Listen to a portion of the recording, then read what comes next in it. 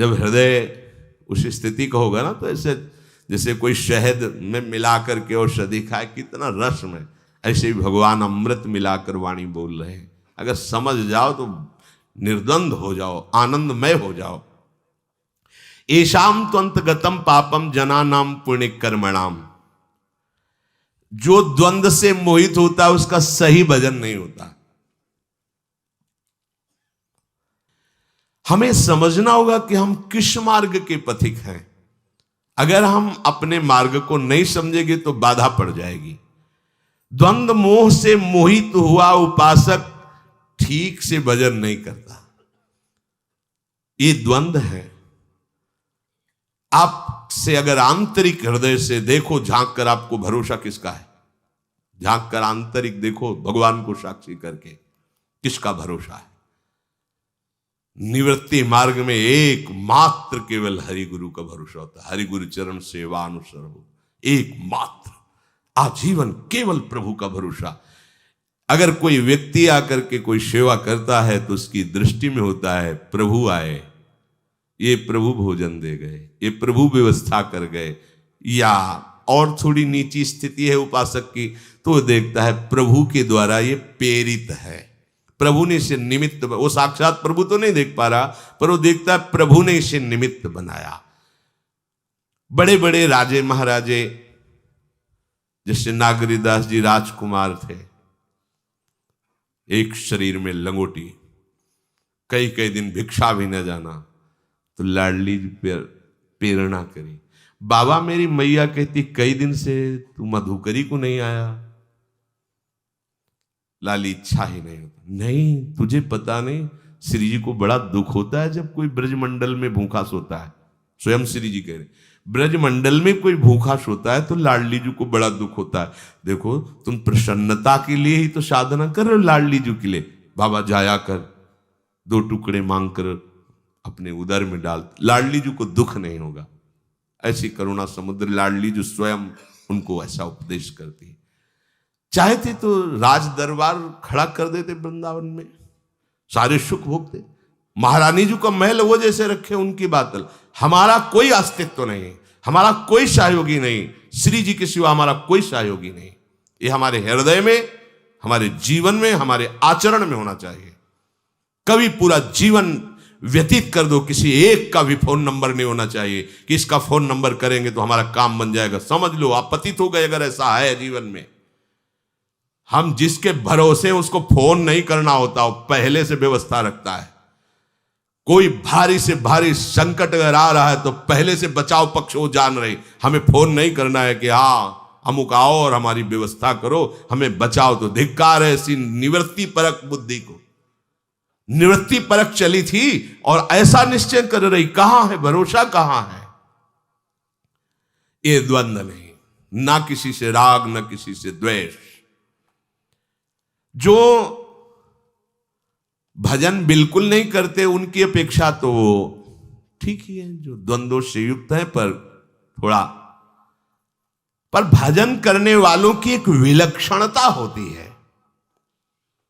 उनके अंदर एक ही आग होती है, मुझे प्रिया प्रीतम से मिलना है, भगवत प्राप्ति।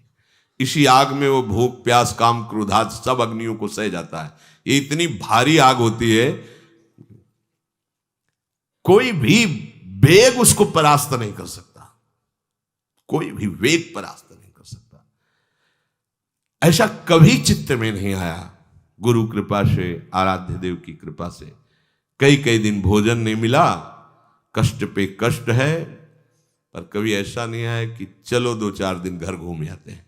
कभी जीवन, जिस दिन से जन्मभूमि का त्याग हुआ उस दिन से कभी जन्मभूमि में बैठ के कवल भोजन नहीं हुआ। कभी दोबारा उधर, जिस दिन से वो क्षेत्र छोड़ा गुरु कृपा से, कभी दोबारा दर्शन नहीं हुआ। ये कृपा से हुआ है, हमारे बल की बात नहीं है, कृपा से हुआ है। और यौवन अवस्था ऐसे कटी है कि जिन भोगों के लिए चित्त लालायित होता है उस अवस्था में केवल एक ही आग लगी थी, कैसे ब्रह्म साक्षात्कार हो।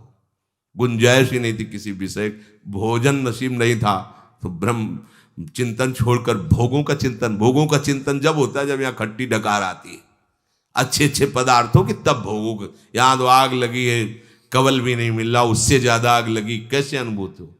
मैं इस शरीर को जन्म जन्मांतरों से स्वीकार की हुई डोल रहा हूं, मेरा स्वरूप क्या है, कैसे इसकी अनुभूति? काशी के घाटों में यही पागलपन चढ़ा था, कैसे मुझे ब्रह्मानुभूति हो, क्या मेरा स्वरूप है, कैसे साक्षात्कार हो? जिसके अंदर ये आग जल जाती फिर वहां गुंजाइश नहीं। यहां भजन करने वालों की विलक्षणता के लिए प्रभु वर्णन कर रहे हैं, जिनका उद्देश्य केवल भगवत प्राप्ति है, किंचन मात्र किसी की तरफ आकर्षण की वृत्ति नहीं है। भजन करने का स्वरूप यह है। कोई भोग तभी परास्त करता है जब हमारे अंदर उसके प्रति प्रियता होती है, महत्व होता है, उसका चिंतन होता है, भोग सुख की आकांक्षा होती है। जब लगन लग गई प्रभु से मिलने की तो भोग कैसे आकर्षित कर सकता है? ब्रह्मादिक के भोग सब विषम लागताई, विष सम लागताई, नारायण ब्रज चंद की लगन लगी है जाए।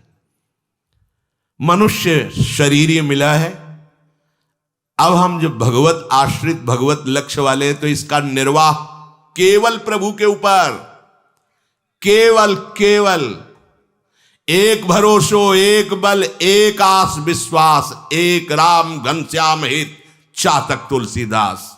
बने तो रघुवर ते बने, बिगड़े तो भरपूर, तुलसी और अंते बने ताबरी में धूल। भगवत प्रियता जागी तो पीछे रत्नावती जी के पावन चरित्र में सुना, उन्होंने कहा आज से मैं नियम लेती हूं, इस राजा का अन्न नहीं खाऊंगी, पति हैं उन, आज से इस राज अन्न का त्याग कर नहीं। ऐसे ही मार्ग में चला जाता है, केवल भगवद आश्रय। निवृत्ति मार्ग में, प्रवृत्ति मार्ग में धर्म के द्वारा कमा करके अतिथि का सेवन, साधु सेवन आदि आदि। भगवत कृपा से भगवत प्राप्ति होगी ऐसा उसका दृढ़ निश्चय हो जाता है। इससे बड़ा कोई पुण्यात्मा सृष्टि में नहीं है। जिसके हृदय में ये निश्चय हो, जितने भी पुण्य हैं, पुण्य के अनुष्ठान हैं, ये सब आधे हैं। पूरा पुण्य क्या होता है? मुझे इसी जन्म में भगवत प्राप्ति करनी, इस बात से बढ़कर कोई पुण्य ही नहीं है, कोई तीर्थ नहीं महान। इससे बढ़कर जे ही ये लक्ष्य आएगा सारे पाप नष्ट होना प्रारंभ हो जाएंगे। जितने तीर्थों का अवगाहन दान पुण्य है वो सब आधा पुण्य है। पूर्ण पुण्य क्या है? सबसे बड़ा सुकृत क्या है? भगवान का आश्रय लेकर भगवत भजन करते हुए भगवत प्राप्ति करना। इससे बड़ा कोई सुकृत नहीं है। संसार में जितने भी हैं सब आधे पाप हैं। पूरा पाप क्या है? भगवान से विमुख होकर अपने को भगवान के मार्ग में ना लाकर संसार के मार्ग में लगाना, ये पूरा पाप। भगवत विमुख पूरा और पाप आधा, दोनों मिलके 1.5। संसार में केवल 1.5 पाप है और 1.5 पुण्य है। प्रभु के सन्मुख होकर भगवत प्राप्ति का उपाय करते हुए आगे बढ़ना सबसे बड़ा पुण्य। प्रभु से विमुख होकर संसार के भोगों को भोगना सबसे बड़ा पाप। उपासक को जैसी पवित्रता इस बात से प्राप्त होती है, मुझे इसी जन्म में श्यामाजू के चरणों में पहुंचना है, जीते जी पहुंचना है। ये निश्चय, ये हृदय का निश्चय होता है। अब इस बड़ी बात के आगे कोई बात टिकेगी नहीं। अगर ये बात आ गई सब बातें फेल हो जाएंगी। ये बात की बात है। अगर ये बात आ गई तो अब कोई बात तुम्हें परास्त नहीं कर सकती।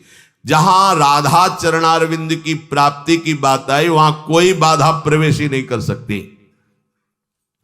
एक तरफ प्रभु की तरफ चलने का निश्चय और दूसरी तरफ जितनी भी क्रियाएं हैं वो सब अपने प्रभु के लिए पूरा हो गया। अब इससे बड़ा कोई पवित्र नहीं, इससे बड़ा कोई अनुष्ठान नहीं, इससे बड़ा कोई ज्ञान नहीं। समझ लो, हमारा जीवन भगवत प्राप्ति के लिए हम निश्चय करते हैं इसी जन्म में हम श्यामा श्याम के समीप पहुंचेंगे। ये एक। अब आधा जितनी क्रियाएं हैं वो सब श्यामा श्याम की प्रसन्नता के लिए करेंगे, अपूर्ण। हम क्या है, क्रियाएं तो भागवतिक करते हैं पर निश्चय नहीं हो पा रहा, समर्पण, आत्मसमर्पण नहीं हो पा रहा, इसलिए आधा ही है हिसाब किताब। बार बार हम विक्षेप को प्राप्त होते रहते हैं। अच्छे से समझ लो, हमें श्री जी से मिलना है, हमें सुखी होना है, ऐसा मान लो। हमें आगे जन्म मरण के दुख में नहीं फंसना, हमें प्रभु से मिलना है, ये पहला निश्चय। अब इसको क्रियान्वित करो, जितनी मन वचन कर्म से चेष्टाएं वो सब आराध्य देव के लिए करो, बस सारा ज्ञान हो गया। यही सब शास्त्रों का सार है, चाहे जितना पढ़ लो चाहे जितना सुन लो, सबका सार यही, इतना ही सार है। हरि से विमुख हो और भोगों की संग्रह में, भोगों के भोगने में लगे हो, इससे बड़ा कोई पाप नहीं है। इसमें सब पाप समाहित हो जाएंगे। जिनका लक्ष्य केवल प्रभु है वो सब सुकृतिवान है, सुकृतिना भगवान ने कहा है। और जिनका लक्ष्य भोग संग्रह और भोग भोगना है वो दुष्कृति है, वो मूढ़ है। प्रभु के लक्ष्य में एक महान बात यह कि पुराने जितने पाप और पाप के संस्कारों सब भस्म हो जाते हैं।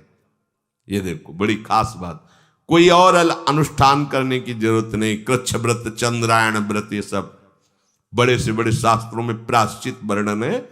जिसने लक्ष्य कर लिया मुझे भगवत प्राप्ति करनी है, ये अंदर का निश्चय पूर्व के पाप और पाप वासनाओं को भस्म कर देता है। ये किसी तीर्थ में ताकत नहीं, ये तीर्थ में ताकत नहीं।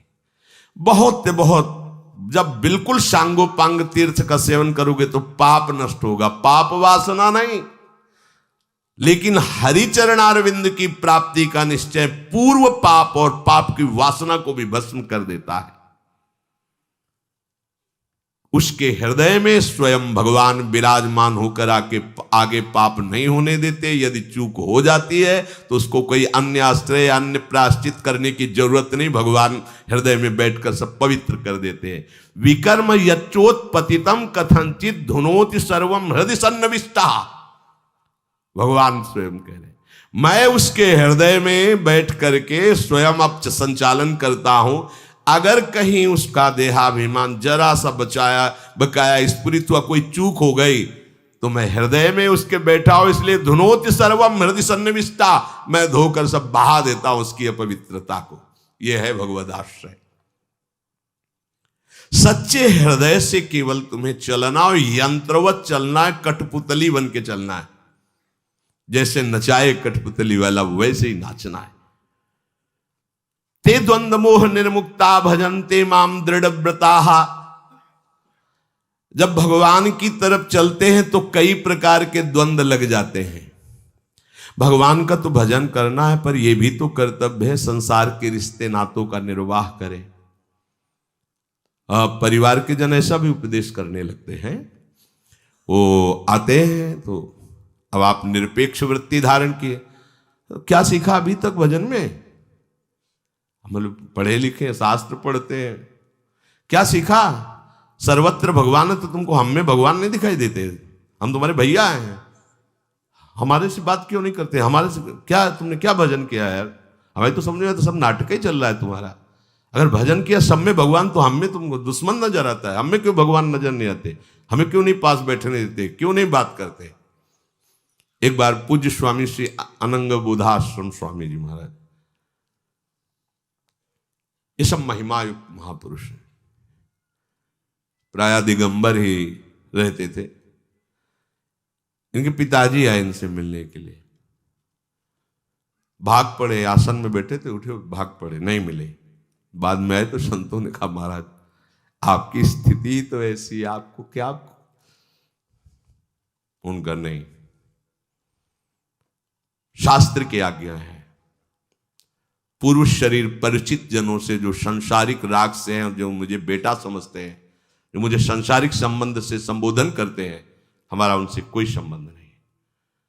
अगर ये विरक्त होकर भगवत मार्ग के पथिक होते तो खड़ा होकर इनका आदर करता, लेकिन वो उसी भाव से, ये अपने भाव में रहें तो इनका भी कल्याण हो जाएगा, क्योंकि हम अपने भाव में हैं और इनको मानना है कि मेरा पुत्र है, इसलिए इनका कल्याण हो जाएगा। लेकिन यदि हम इस भाव को स्वीकार किया कि हम इनके पुत्र हैं, अब नहीं, इसकी सिद्धि इसी में होती है, इस मार्ग की। अभी प्रकट होकर जा रहे हैं, पीछे भगवान व्यास देव जी जैसे पिता बुला रहे श्री सुखदेव जी को, एक बार भी मुड़कर पीछे नहीं देखा, एक बार भी मुड़ करके नहीं देखा। यम प्रव्रजेत मनुपेत मपेत कृत्यम द्वैपायनो विरह कातर आजुहाओ पुत्रेति तन्मय तया तरवो भिने दुस्तम सर्वभूत हृदय मुनिमान तोष्मे। हा पुत्र, एक बार भी मुड़कर नहीं देखे। कौन है पिता? भगवान के अवतार श्री व्यास देव जी। ऐसा निवृत्ति मार्ग एक अलग मार्ग है, इसमें केवल नाते नेह राम के मनियत सुहृद सुसेव्य जहालो, केवल भगवत संबंध से बस। आप वैष्णव हैं, भगवत चिन्हों से युक्त हैं, आप बैठिए चर्चा कीजिए श्री जी की, बस। अन्य संबंध से हमारा नहीं। प्रभु में लगे या अपने कर्तव्यों का पालन करें, द्वंद्व होते हैं उपासक के अंदर। यहां द्वंद्व मोह निर्मुक्ता तब भजन्ते माम दृढ़व्रता, भगवान कह रहे हैं। जब हमने लक्ष्य बना लिया भगवत प्राप्ति, तो अब हमारा परम कर्तव्य है, साधारण धर्म का पालन किया जाता है। परम धर्म की प्राप्ति के लिए परम धर्म में स्थित होने पर साधारण धर्मों का त्याग कर दिया जाता है।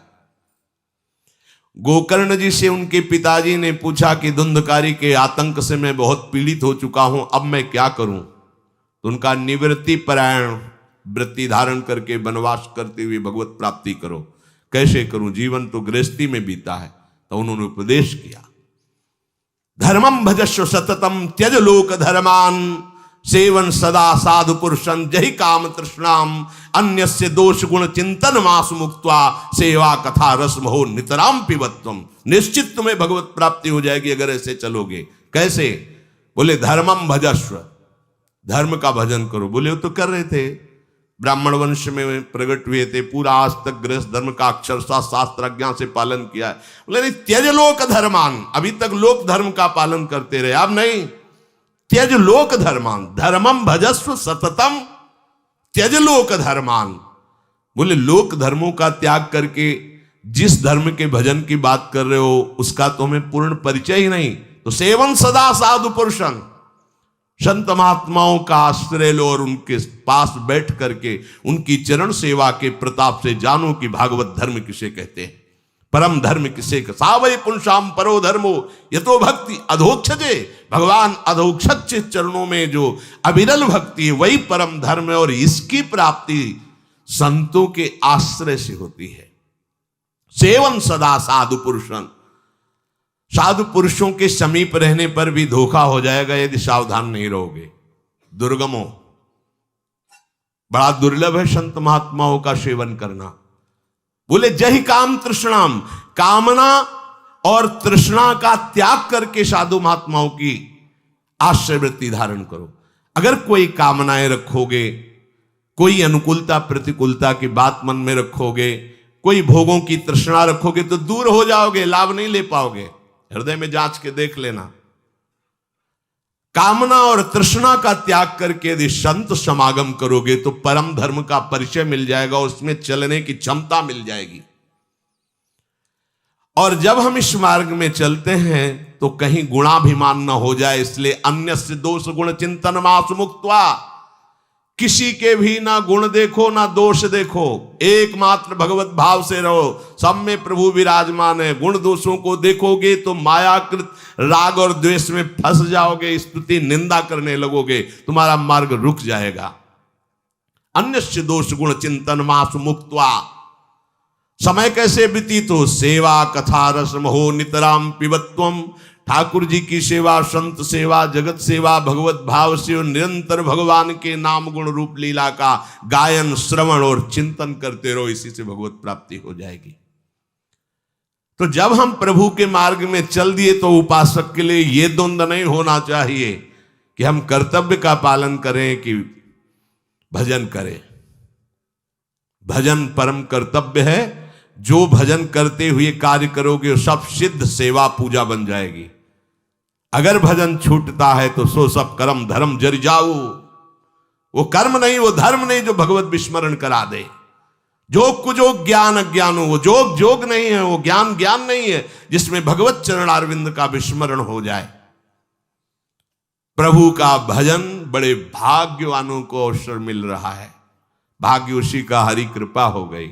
अब ये परम धर्म का त्याग नहीं करना। इसीलिए भगवान स्पष्ट बोले, सर्वधर्मान परित्यज्य माम एकम शरणम व्रज। भगवान कह रहे, तुम्हें भय लगता हो कि पाप लगेगा तो हम त्वं सर्व पापेभ्यो मोक्षयिष्यामि मा शुचा। मैं तुम्हें समस्त पापों से मुक्त करूंगा। ये सब कानून के विधान को बनाने वाले भगवान बोल रहे हैं। सब सिद्धांतों के रचयिता, जिनकी श्वासों से समस्त वेदों का प्रादुर्भाव हुआ, जिनकी चरण रज का आश्रय लेकर बड़े बड़े ब्रह्म ऋषि महात्मा जन भगवत साक्षात्कार के स्वयं भगवान कह रहे हैं, हम त्वाम सर्व पापेभ्यो मोक्षयिष्यामि मा शुचः। दूसरा द्वंद्व उपस्थित होता है, मैं किसकी उपासना करूं? वैष्णव बनूं, शैव बनूं, शाक्त बनूं, गाणपत्य बनूं, शौर बनूं, क्या करूं? किस संप्रदाय में चलूं? किन भगवान की आराधना करूं? इसकी भी तुम्हें चिंता नहीं करनी। कदम बढ़ाओ, जिस रूप से चाहेंगे आगे आके मिल जाएंगे, हाथ पकड़कर आपको पहुंचा देंगे। अपने जानते भी नहीं थे कि कैसा है वृंदावन, जानते भी नहीं थे श्यामा श्याम की कोई बात, जानते भी नहीं थे कि कोई भी सहचरी भाव है, नहीं सुना ही नहीं था जीवन में। ऐसे पकड़ करके हाथ और स्वयं वो चलाते हुए वहां पहुंचा देंगे जहां तुम्हें पहुंचना है। तुम्हें कोई निर्णय नहीं करना, तुम्हें तो एक ही निर्णय करना है, जीवन भगवान को दे दिया। अब वो जिस रूप में चाहे, जैसे चाहे मेरा स्वीकार करें तो आगे का मार्ग प्रशस्त हो जाएगा। तीसरा, ये द्वैत मार्ग ठीक है कि अद्वैत मार्ग ठीक है कि विशिष्टाद्वैत, शुद्धाद्वैत, अचिंत्या भेदा भेद, कई तरह के तर्क परमार्थ में भी आगे आते हैं। उपासक को अपने को एक सिद्धांत स्वीकार करना है, मैं प्रभु का हूं, प्रभु मेरे हैं, इसके सिवा कुछ नहीं, निरंतर भजन करना है बस। तुम द्वैत हो तो मिल जाओ, अद्वैत हो तो मिल जाओ, अचिंत्या भेद जो भी हो आ जाओ, वो आ जाएंगे। पूरा ज्ञान हो जाएगा आपका, द्वैत क्या, अद्वैत क्या है, अभेद क्या है, भेद क्या, सब अनुभव में आ जाएगा।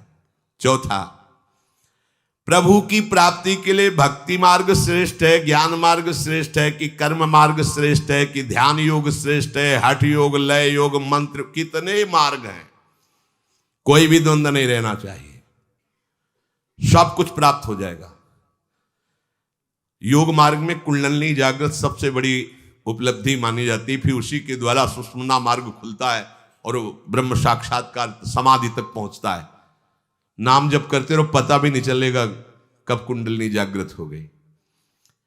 कानपुर में गंगा के किनारे थे तो किसी विशिष्ट पदाधिकारी के साथ एक संत आए थे, वो बहुत प्रचार प्रसार था कि कुंडलिनी जागृत हो गई है ऐसा।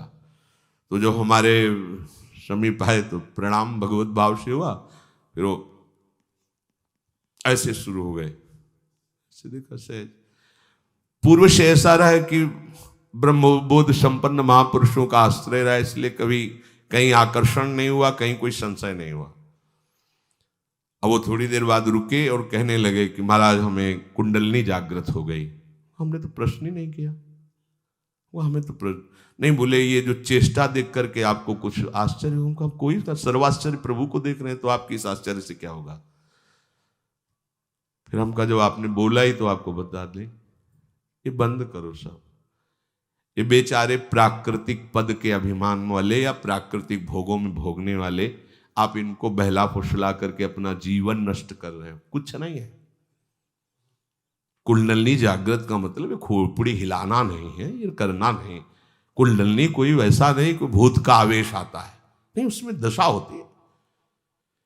अगर योग मार्ग से कुंडलिनी जागृत हो रही तो पहले अखंड ब्रह्मचारी, प्राणवायु का संशोधन और पद्मासन सिद्ध, पृथ्वी से कम एक बीता ऊंचे आसन सिद्ध उसे माना जाता है। पृथ्वी में उसका नीचे का हिस्सा टिकेगा नहीं, एक बीता ऊंचा है। अब कुंडलिनी जागृत, कुछ नहीं, आराम से लेटे लेटे कुंडलिनी जागृत हो जाए। राधा राधा राधा राधा। जितनी दिव्य शक्तियां योग में है वो सब बिना किसी श्रम के भगवान नाम जप करने वाले के हृदय में जागृत हो जाती है। अपने स्वरूप का बोध जो बहुत कठिन है, क्योंकि देह राग छोड़ना कठिन है, सहज में हो जाता है। प्रभु को सम्यक रूप से जाना ही केवल भक्ति भाव से जाला जाता है। जब हम उनका आश्रय लेकर नाम जप करेंगे, सब अपना परिचय दे देंगे। हमें किसी भी द्वंद्व में नहीं फंसना। हमें बस एक निश्चय रखना है कि हम एक भी श्वास खाली नहीं जाने देंगे, भजन का अंतराय नहीं होने देंगे। प्रभु के सिवा हमारा कोई नहीं है। प्रभु हमारे जीवन धन है, सब कुछ प्राप्त हो जाएगा। मान लीजिए सम्यक ज्ञान जागृत हो जाता है। सम्यक ज्ञान, जिधर वृत्ति जाएगी उधर पूरा का पूरा पर्दाफाश हो जाएगा, क्योंकि आपके अंदर अध्यात्म पावर जागृत हो चुका है। भगवत प्राप्ति का लक्ष्य निरंतर भजन, वो बड़ी दिव्यता है। इस बात में बड़ी दिव्यता है।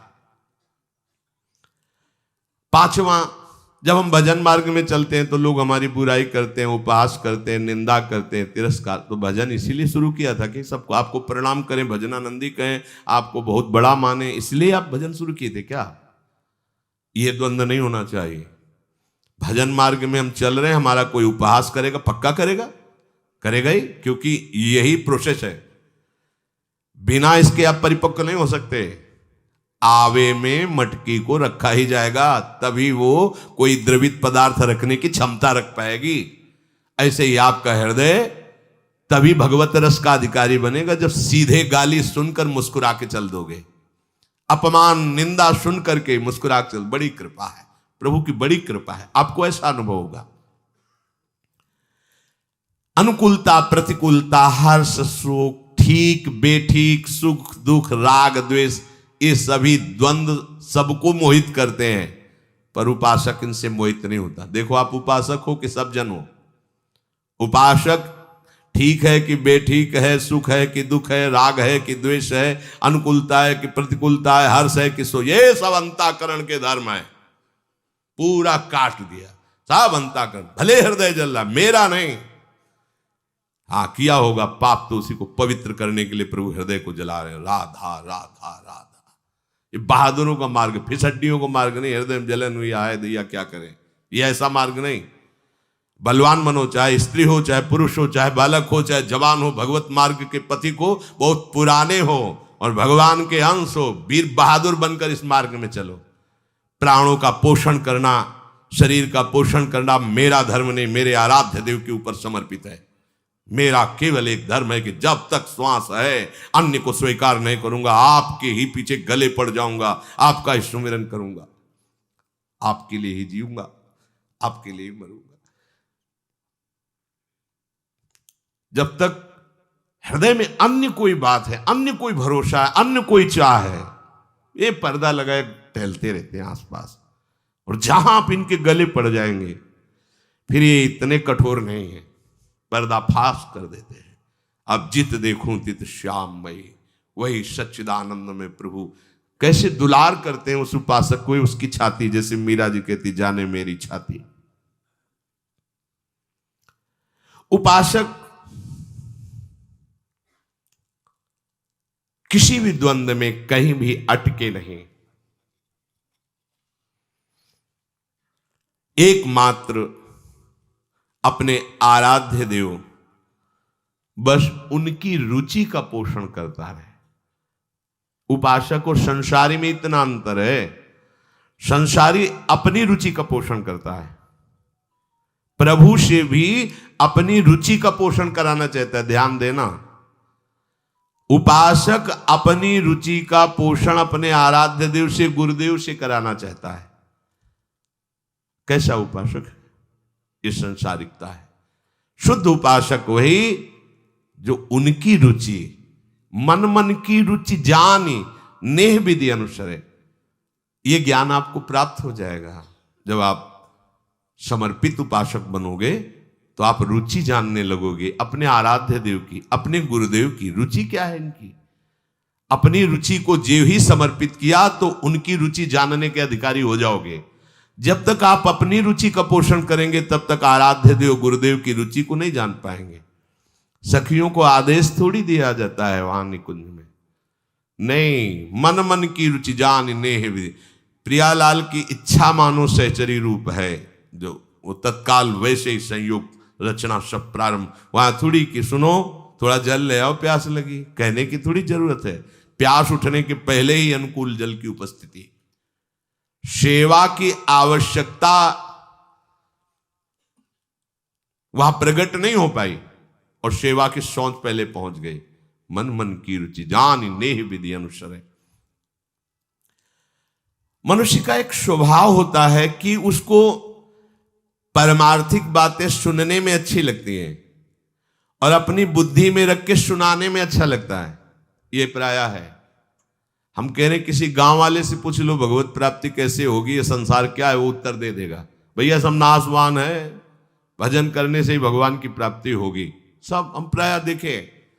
लेकिन उनसे पूछो कि फिर ये नाशवान संसार में राग क्यों कर रहे हो? जब भजन करने से आनंद की अनुभूति होती तो आप भजन क्यों नहीं कर रहे हो? ये नहीं हो पाएगा। ये स्वभाव है कि वो अपना कल्याण करना नहीं चाहता, फंसा इसी संसार में रहना चाहता है, पर वो जानता सब कुछ है। मनुष्य जन्म की सफलता इस जानकारी में नहीं है। अपना कल्याण कर लो, भगवत प्राप्ति कर लो, ये जानकारी को अपने आचरण में उतार लो। व्यवहार में आता है तो ऐसे जो जानकार जन हैं वो सोचते हैं कि भैया काम चलेगा रुपया से। केवल ये सोचने से या जानकारी से काम थोड़ी चलने वाला है। हम भी जानते हैं संसार नाशवान, पर जिएंगे कैसे भाई? रुपया चाहिए, हमें तो कामना की पूर्ति चाहिए, बेटी का ब्याह करना है, अमुक अमुक कार्य है। भजन ब्याह करवा देगा क्या? भजन जो है अमुक काम, भजन को इतना छोटा समझे हो क्या? अरे जिसने इस संपूर्ण प्रपंच को रखा है, भजन करने वालों के आगे वो ग्रीवा झुका देते हैं। तुम संतात उरिन में ना। गोपीजनों से क्या प्रभु श्री कृष्ण कह रहे हैं? बहुत जन्म लेकर अनंत काल तक यदि हम तुम्हें सुख पहुंचाए तो भी हम तुम्हारे ऋणी रहेंगे, तुम्हारे प्रेम के ऋणी रहेंगे। यह है भजन। क्या दुर्लभ है, अभी तुम जाना ही नहीं क्या दुर्लभ है भजन करने वालों के लिए, आपको पता नहीं। सब कुछ व्यवस्थित ढंग से हो जाएगा। बालिका के पैदा होने के पहले ब्याह निश्चय उसके हो चुका है। पैदा हो रही निश्चय कि इसको ये दूल्हा मिलेगा। जो विधना ने लिख दिए, छठी राव के अंक, राई घटे न तिल बढ़े, रहुरे जीव निशंक। सुनो भरत भावी प्रबल बिलख कहो मुनिनाथ, हान लाभ जीवन मरण ये जस अपजस ये सब विधान में लिख चुका है।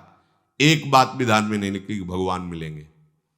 इस बात को तुम विधान रचो। अब तुम ऐसा निश्चय करो कि ये जन्म भगवत प्राप्त, वो विधान है। मानो जिनके घरों में जिनके द्वारा घर चल रहा था वो किसी कारणवश उनकी आयु समाप्त हुई, पधार गए तो उनके घर में ताला लग गया, सब भूखों मर गए। किसी के ब्याह नहीं हुए, किसी का उत्सव नहीं हुआ, क्या पता लगा लो किसी का नहीं रुका आज तक। क्यों? वो विधान है, वो चल रहा है। वो तो केवल हम स्वीकार कर। एक बात विधान में नहीं लिखी कि ये जीवन तुम भजन करके भगवत प्राप्ति कर लो, ये विधान में नहीं। ये कृपा से तुम्हें संयोग मिलेगा संतों का संग, और उसमें सत्संग में ये विवेक कि आप मुझे भगवत प्राप्त, ये तुम्हारा नया विधान होगा। सांसारिक काम करना पड़ेगा। संसार में तो हमें चीज वस्तुएं चाहिए, उनके बिना कैसे काम चलेगा। और संसार में जब काम करेंगे तो झूठ बोलना पड़ेगा, कुछ पाप भी करना पड़ेगा। भाई भजन वजन तो ये बाबा जियों काम, हमारा काम नहीं। जानकारी सब है, पर वो लोग ऐसे विचार से भजन का तिरस्कार कर देते, भजन को हटा देते हैं।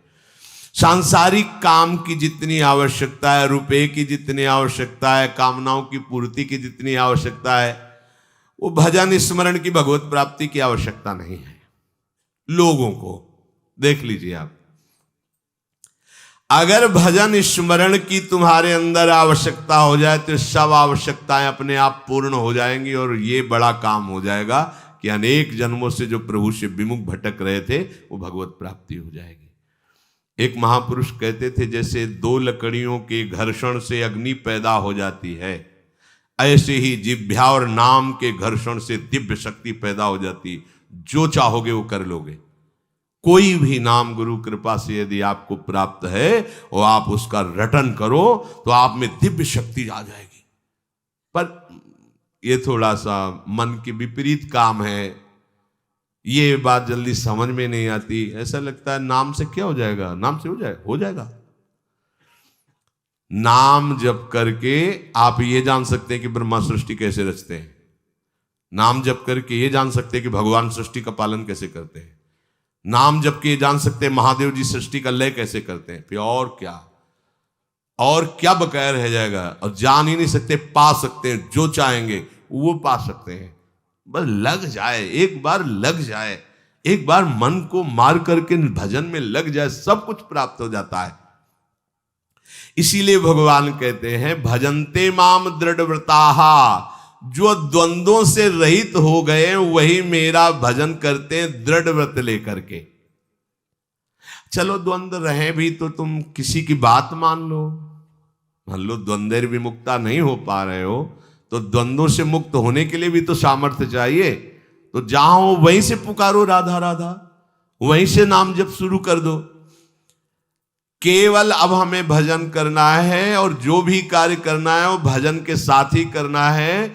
अब सारा हमारा भार प्रभु के ऊपर है, वो देख लेंगे। एक जीवन दे के तो देखो यार, अभी तुम्हारा दिल फेल हो जाए फिर तुम क्या करोगे? यमराज से कहोगे क्या कि अभी अभी अमुक अमुक कार्य यार छोड़ दो, हमको नहीं छोड़ेंगे, ले जाएंगे, फिर तुम्हारा काम कैसे चलेगा? विचार करो, अभी आपकी मृत्यु हो जाए तो आप क्या करेंगे?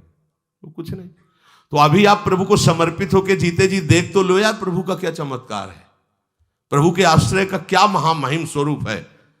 मृत्यु के बाद तो देख नहीं पाओगे ना। तो आज से मान लो कि अपने आप को मार दिया, अर्थात प्रभु को दे दिया। अब देखेंगे प्रभु क्या करते हैं और हमसे क्या करवाते हैं। खूब नाम जप करो और जो कार्य सामने आ जाए वो भगवत सेवा मान के करो और निश्चिंत हो जाओ, पूरा भार प्रभु अपने कांधे पे ले लेंगे। पूरी सृष्टि के लिए कोई फर्क नहीं पड़ता तुम्हारा भार कितना है। एक सरसों की दाने की तरह भगवान शेष जी के फण पर अनंत ब्रह्मांडों सहित ये भूमि विराजमान है। अरे उनके लिए क्या दुर्लभ है, एक छोटे से परिवार का सम्यक रूप से पालन पोषण उनके लिए कोई बड़ी बात है? विश्व का भरण पोषण विश्वम्भर भगवान कर रहे हैं। हमारा अब कोई और कर्तव्य नहीं, एक ही कर्तव्य है, भजन्ते माम दृढ़ व्रताहा, दृढ़ व्रत लेकर। ये बहुत जो कृपा पात्र जन है ये बात मान पाएंगे, समझ पाएंगे। प्रभु निर्गुण है कि सगुण है, द्वैत है कि अद्वैत है, द्विभुज है कि चतुर्भुज है, ये सब बातें छोड़ देनी चाहिए। प्रभु जो ऐसे भी जो भी है वो हमें सब परिचय दे देंगे, वह हमें भजन करना है। प्रायः लोग भजन के मार्ग में भी इसी झंझट में फंसे रहते हैं, बड़ी लड़ाई झगड़ा करते रहते हैं। वो तो निराकार है, बोले वो साकार है, अब वो क्या है पता नहीं। दोनों के अंदर द्वेष वृत्ति जागृत हो गई, लड़ाई झगड़ा हो रहा है। तो प्रभु लड़ाई झगड़ा तो नहीं है, प्रभु द्वेष तो नहीं है, प्रभु एक दूसरे के प्रति हे भाव तो नहीं। तो मतलब दोनों भगवत भाव में नहीं हो। साकार है कि निराकार है, द्विभुज है कि चतुर्भुज है, उनके अनंत नाम है, वो सब कुछ है, वो कुछ भी नहीं है।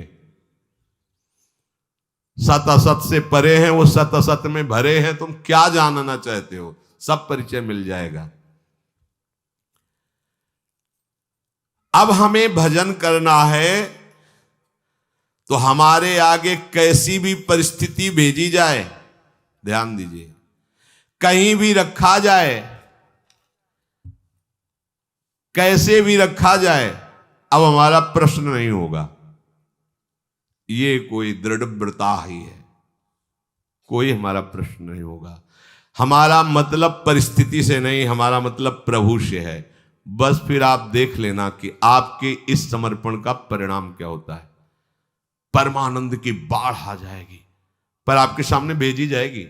स्पष्ट करे कि आपके सामने परिस्थिति भेजी जाएगी। कैसी परिस्थिति है, कहां रखा जा रहा है, कैसी व्यवस्था में रखा जा रहा है, हमका इससे कोई मतलब, हमारा इससे कोई, हमें तो भजन करना है और जो सामने कर्तव्य आ जाएगा ईमानदारी से कर्तव्य करना है। आगे की बात प्रभु जाने। तो बोले फिर देख लेना आपको कैसा परमानंद का अनुभव होता है।